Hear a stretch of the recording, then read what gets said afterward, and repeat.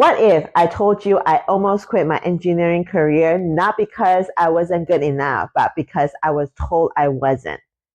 What if I told you the same job that broke me became the place where I built something that changed everything? Hi, friends. Welcome back to Ignite with She. Today, I'll be sharing my stories on the journey at Intel, how I got in, how I almost gave up, and how I turned things around that changed everything, not just for myself, but also for my whole team. If you are feeling stuck at your job or doubting your voice, this is for you. In June 2018, I joined Intel as a CMP process engineer. CMP stands for chemical mechanical planarization. I know it's a mouthful, so we just call it a polished team in short. I have a PhD in analytical chemistry, so I analyze components in pharmaceutical products, petroleum, or cosmetic products. And I knew nothing, zero knowledge about semiconductor. I thought a wafer meant breakfast, like the waffle, the pancake. Instead, I found myself wearing a bunny suit, working inside a clean room, troubleshooting tool that might cost more than a few houses. 3 months in, I went from a trainee to a tool owner, a day shift on call, or we call it a station owner, and a night shift on call. I pretty much did it all. I work 130 hours a week. I work inside the fab, outside of the fab, got paid at 3 a.m. trying to troubleshoot tools, processes, analyze data, and trying to troubleshoot mission critical problems that had no guidebooks or training about it. I remember there was this one incident. It happened when I was a station owner or daytime on call. There was this high visible, critical, important wafer arrive at our station. It was processed on my tool, and that wafer broke inside the tool. So because it's a high visible, high priority wafer, I have to send out, pull chart, figure out what happened, collect data, and send out summary to all the stakeholders. I'm talking about few hundred people on the mailing list with all the critical information. I froze. I panicked. I could not think straight. I didn't know what to do. And a senior engineer walked into the room and screamed at me, yelled at me, telling me I wasn't smart enough to be there because apparently I didn't know how to pull the chart using a software that I was not trained on. So let's be honest, the job was brutal. The workload was intense, the environment was almost toxic, and the support system wasn't always there. I was in pain physically and mentally, and I had no boundaries and no backup. There are just so many days, so many nights I stay at work till 11 p.m.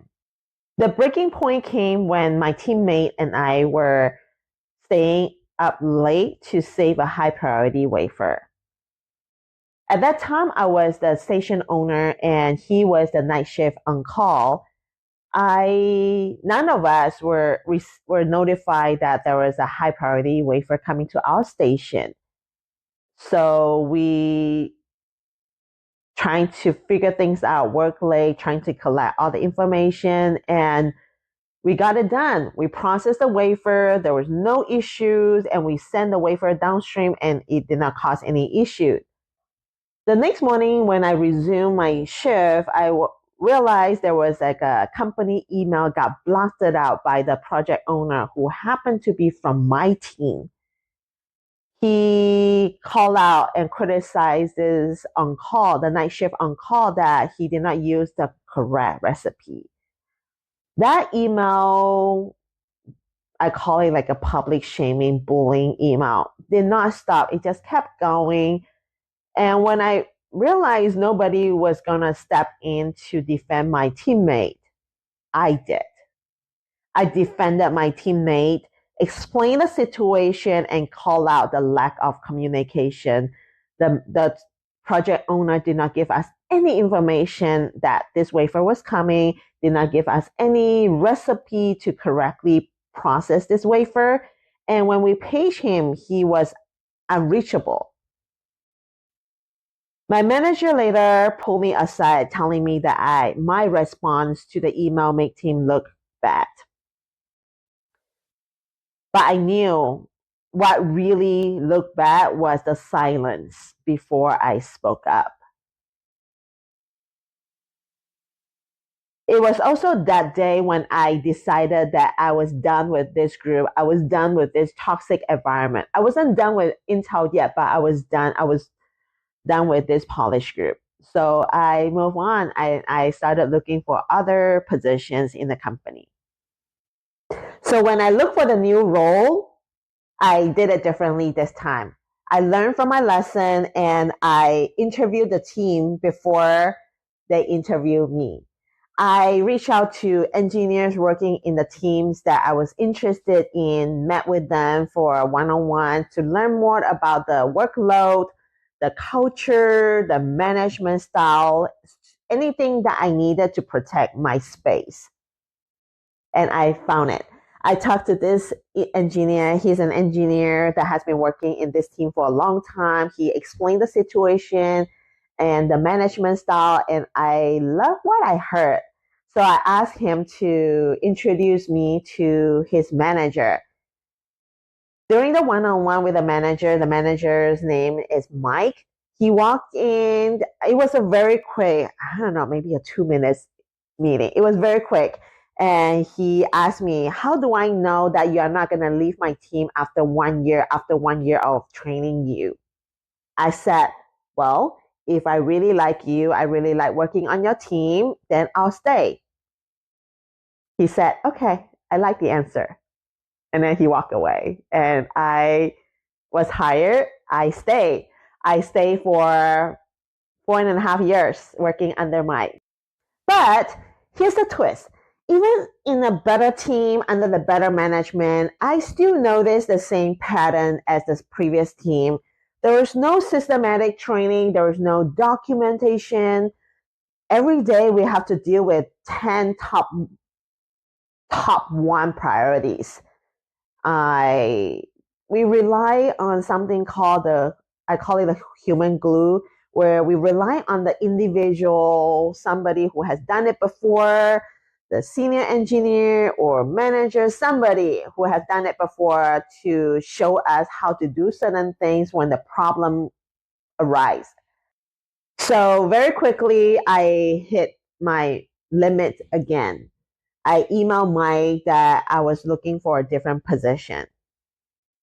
Very quickly, I received an IM from Mike. He wanted to meet with me on a one-on-one to talk about my email. And we did within a day.